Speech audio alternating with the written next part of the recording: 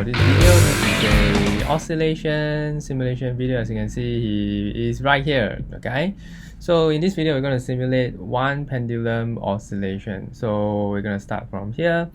So the object is here. Let's take a look. So this is a pendulum going up. Alright, so whenever the pendulum goes down and back to its space, it is considered as one oscillation. Okay, so let's just keep the thing moving. See, so it goes back again. There's two oscillations, so it's back here and back. There's one, you can see, and back there will be two.